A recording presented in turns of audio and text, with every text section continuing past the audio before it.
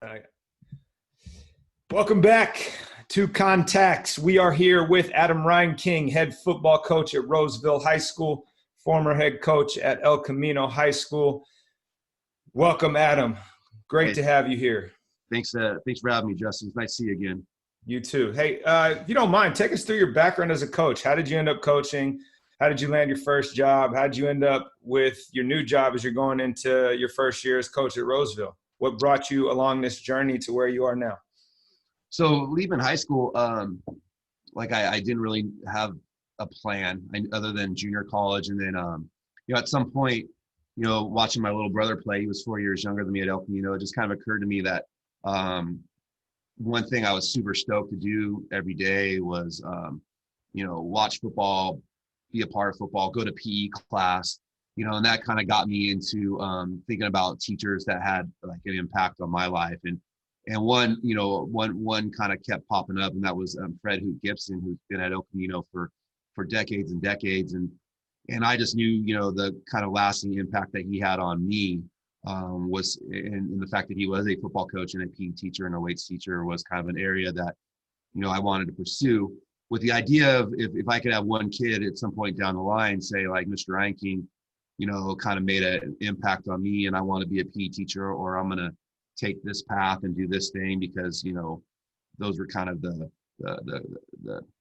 because of the character or integrity or work ethic or whatever he provided for me. That was kind of something that kind of inspired me to go down the path of teaching and coaching. So, I went to college and I didn't play. I went to AR for 2 years. I didn't really get involved in football at all during my college experience. I just lived a college life. But once I got done with my teaching credential, I finished in December. And so I went right back to my old high school where Howard Cadenhead was the head varsity football coach at the time. So Howard Cadenhead was kind of like my mentor in my early part of my teaching career. He's now currently the principal at Folsom High School. And we all know Folsom High School is a football power. So he called me up one day.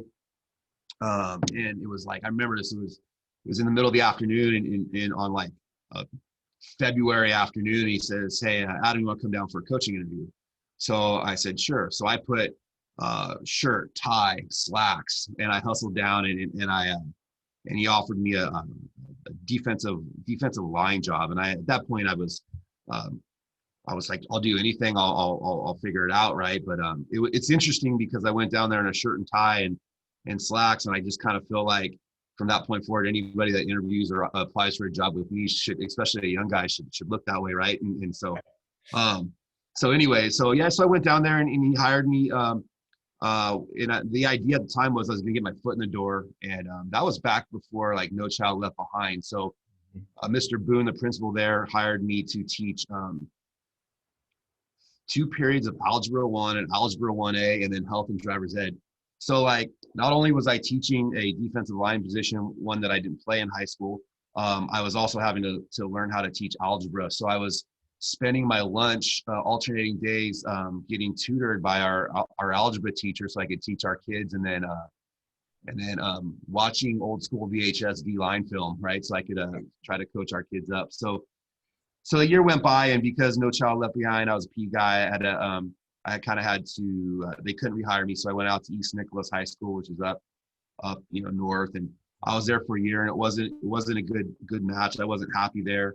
So I just kind of stepped away. And in July of that year, I got a phone call. So Woodland High School out in Woodland, California, their head coach had just gone, Mike Jimenez, who did a really good job out there at Woodland, got the new job out at Whitney High School. And they had hired a guy, and then something happened where the guy quit on him. So their athletic director at the time was John Morelli, and he's calling around. He calls Coach Gibson and goes, "Hey, you got a guy?" And Coach Gibson's like, "Well, I got this young guy. He's looking for a job. He's got 2 years of coaching experience. But I mean, he's a good dude, right?" So he talked about, my character and all that stuff. So I get an interview out there, and I go out there and I bring my playbook and all this stuff that I put together, and I have the interview, and can't remember a single interview question. Although, ironically, our new principal at Roseville was on the interview panel. So that's why you don't burn bridges in this job, right? Like, yep. So So I interviewed, and they offered me the job to be a co-head coach with a dad within the community. So I talked to Coach Cadenhead at Howard at the time, and he said, "Absolutely not. You only take that job if you're the guy." And so I said, "I'll take it if I'm the guy." And they said, "Okay, you can be the guy." And then, so, anyways, we went out that year and we won 7 football games. We're 7-3. And I thought coaching was the easiest gig on the face of the earth at that point. I thought I'd be, coaching at Alabama at this point in my career. And then the next year we were we were a playoff team. I think we won 4 or 5 ball games. We won enough league games.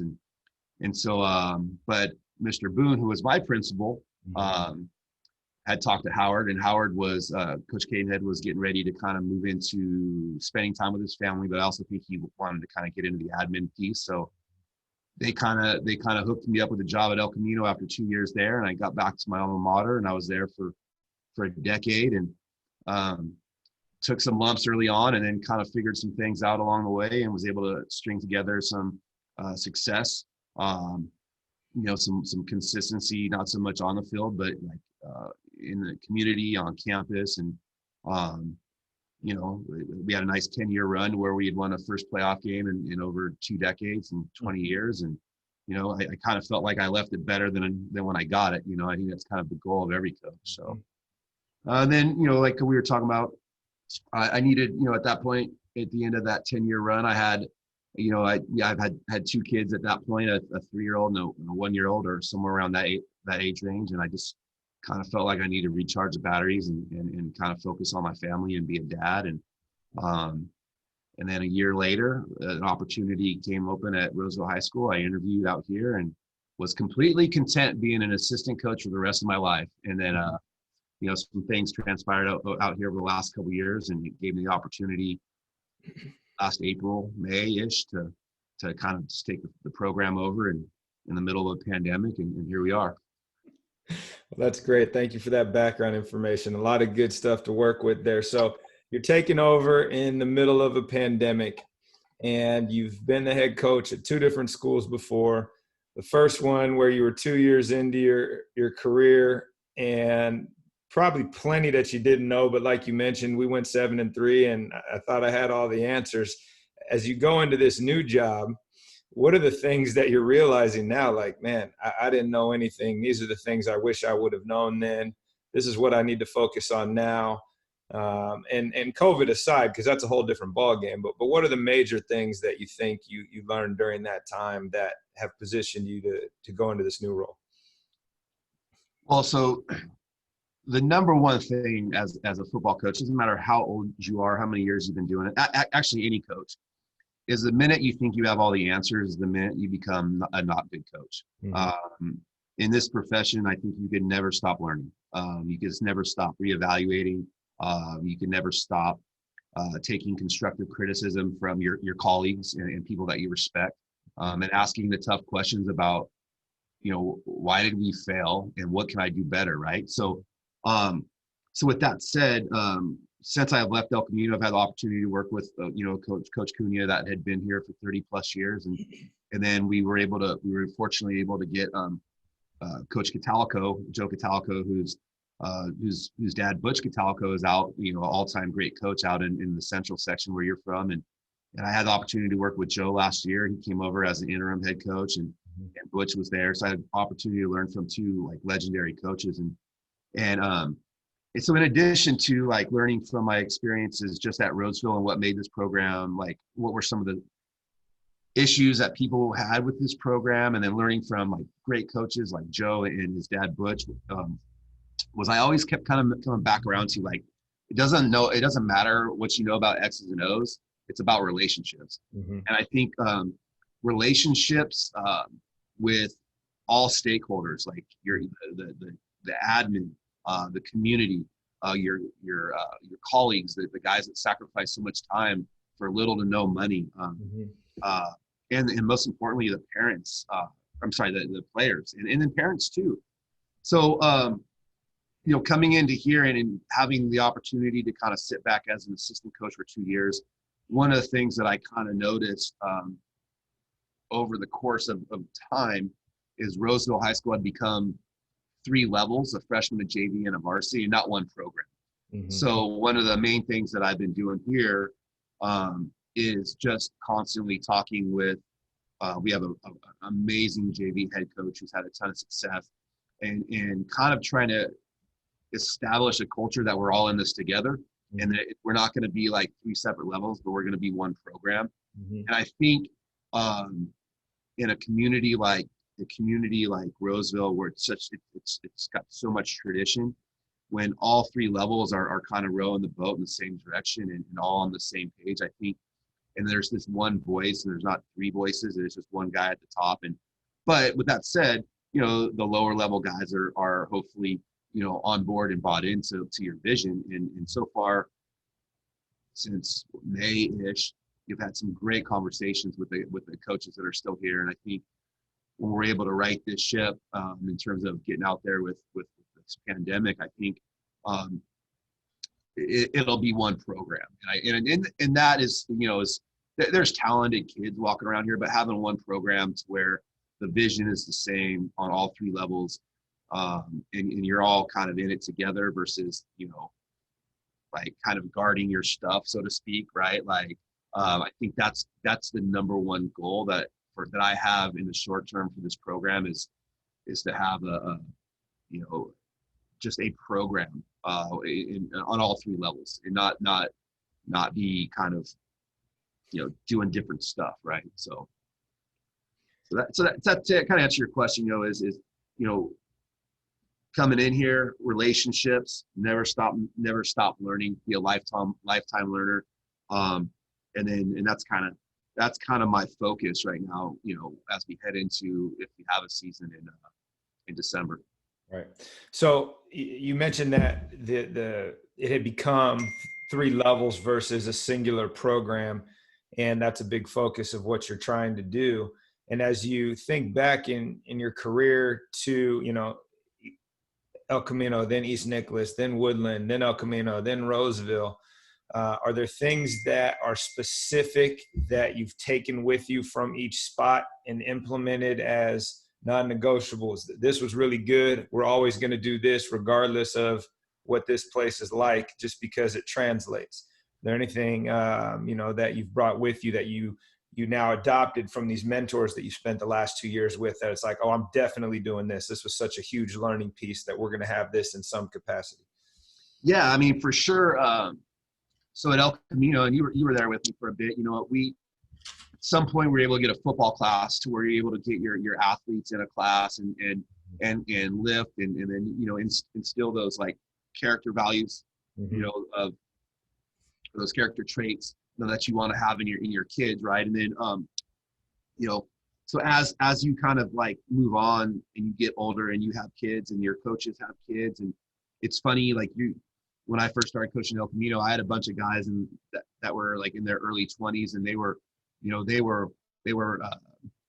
bouncing at bars and waking up at 4 a.m. and to work at Trader Joe's, and they just wanted to be a part of it. And you were able to grind and have the 3-4 hour practices and all that stuff. Now I think, a non-negotiable of going into a new job for me is not only having on-campus coaches, but having an administration that supports and values like the players' time and the coaches' time. So, it's super important. So where we are, what we started here in January, and that's Coach Catalco and I. This is when Coach Catalco was still the interim, and then I was, his assistant.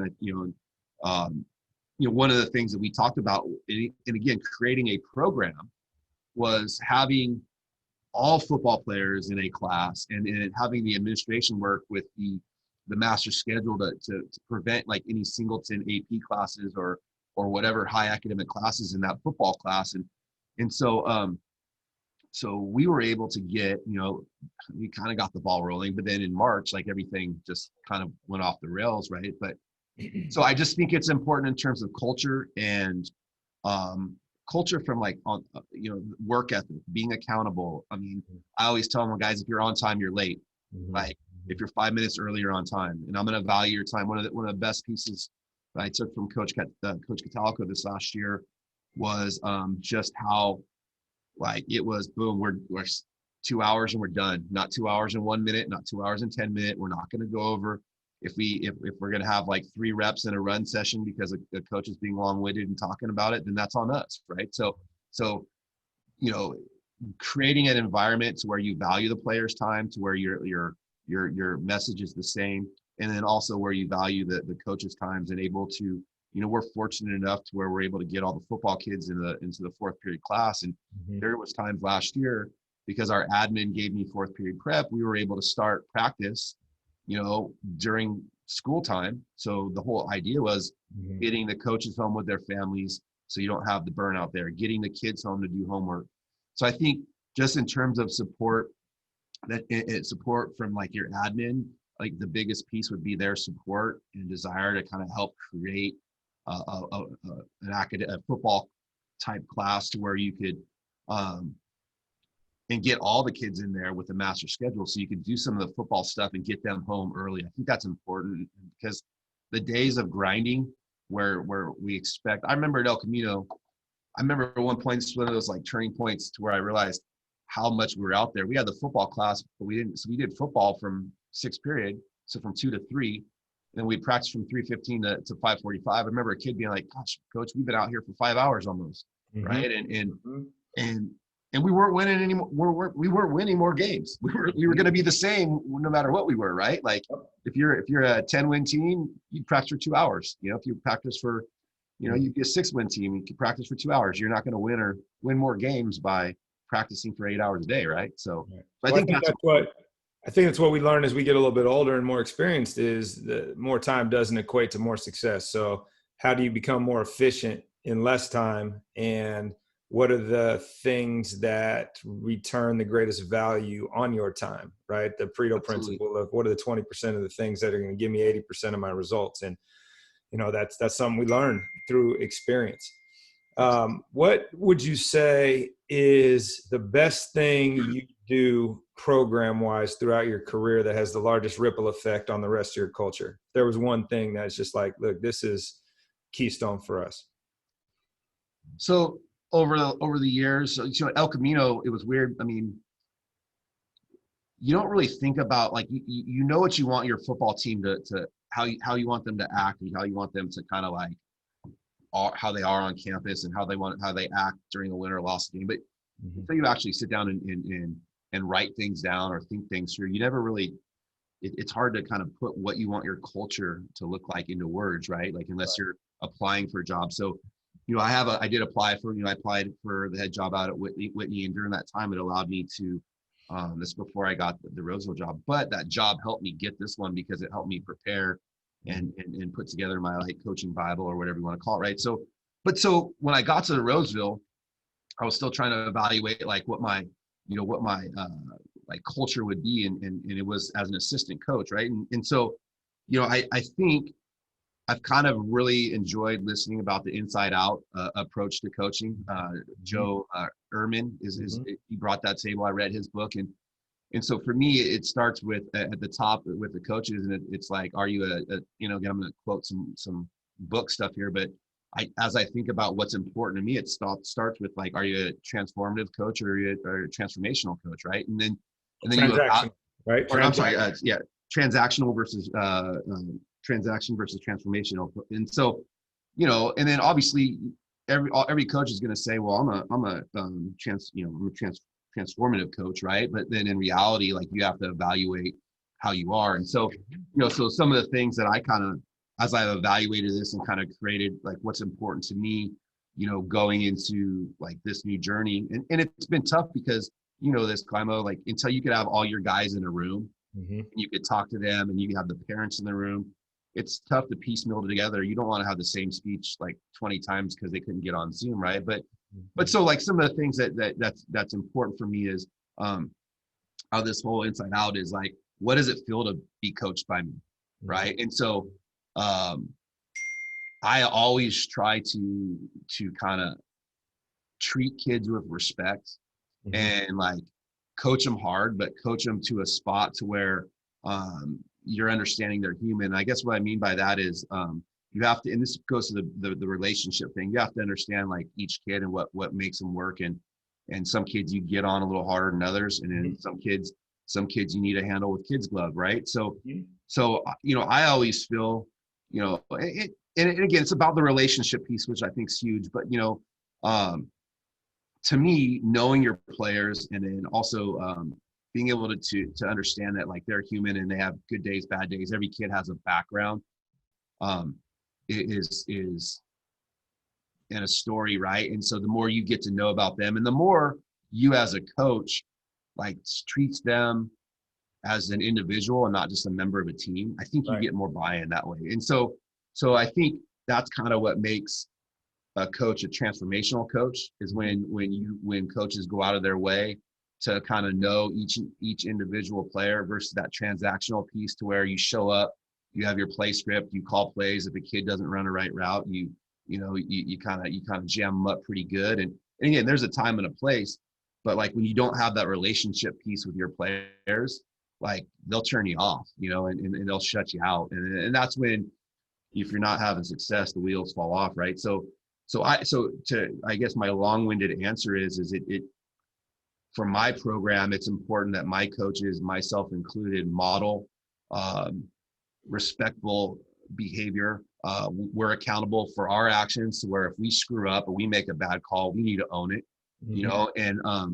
and I think when you start making yourself look more human and you treat your kids like they're an individual and not part of like just a jersey on a team, I think that's when you start to get into the transformational coach, where kids start to like talk about you at their weddings, or you get invited to their weddings. And got invited to my first wedding, a handful of years ago, and I couldn't make it because I was on vacation, but it was like it was really cool. It was a really cool experience that my players had moved on to that part of their life and thought well enough of me to invite me to his wedding, right? So I mean, that's kind of a good deal. So I think I answered your question. Absolutely. And I Yeah. think it's a good transition point to what you're saying there is how your values shift over time again, right? And what you learn through experience as to where to put your energy. And, the wedding piece is a little bit cliche, but it's real. I actually missed one of my basketball games 2 years ago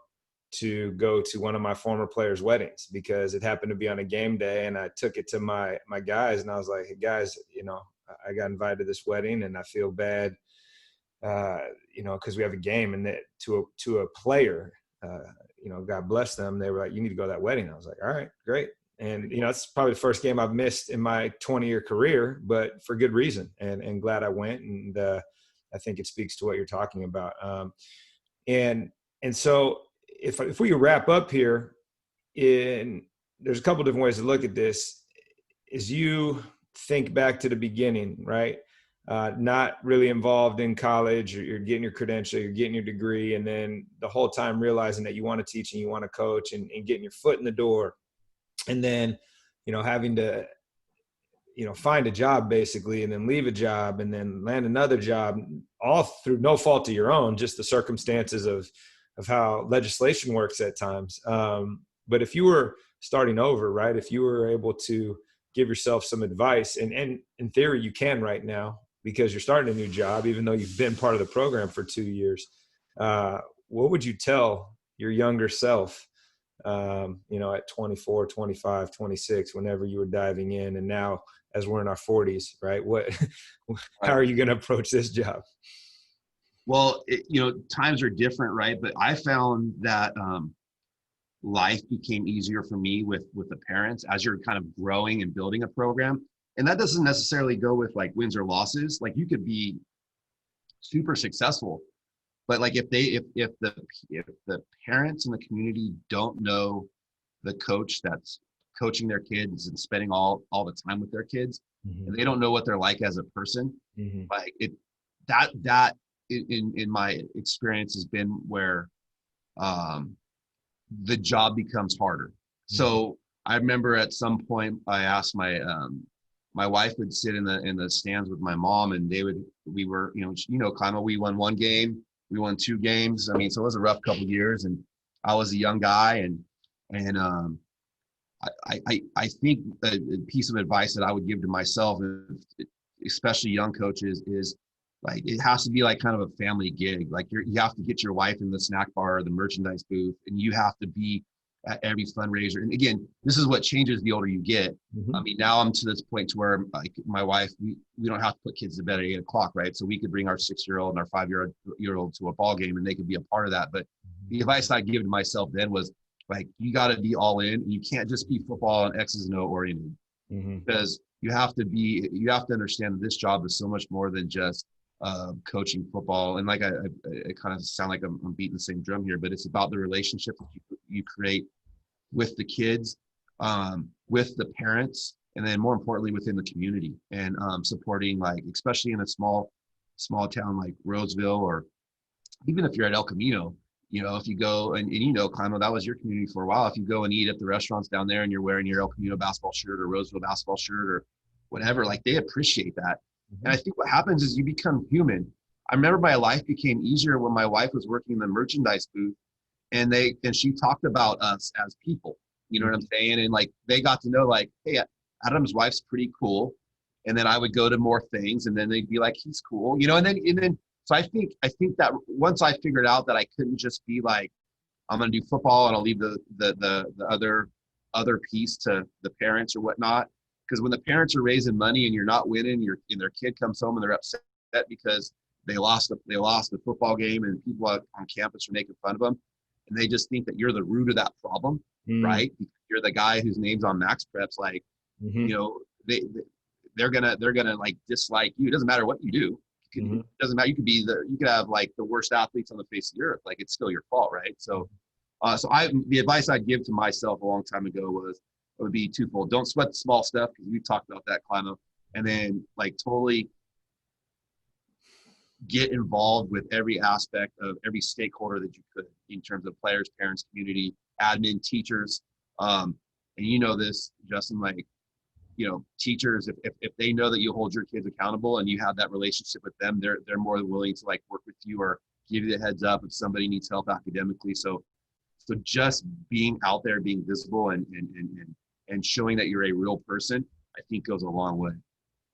So in essence, you can't operate in a vacuum, right? You need everybody to be part of the team, and you're in partnership with the parents, with the student athletes, with the other faculty members, with your administration, in helping to raise these kids and helping to guide them on their path. I think that's really powerful information, and obviously going to help you in your new journey, especially considering you have to do a lot of this remotely, which probably is going to be even more important to cultivate those relationships, because you don't get to see these people on a regular basis. And it's going to be a whole new frontier, so to speak. And I wish you well on that. Thank you for being here. Really appreciate you taking the time. Looking forward to seeing, how we navigate this part, but ultimately when you get back to the field, to watch you get those guys out there competing again. I appreciate it, Justin. Thanks for having me be a part of your podcast. I think it's like super awesome opportunity that you're doing. I think it's great. All right, great. Hopefully we'll get a chance to get back together and have part 2 of this once we have a season to reflect on. Sounds good, Justin. Take care.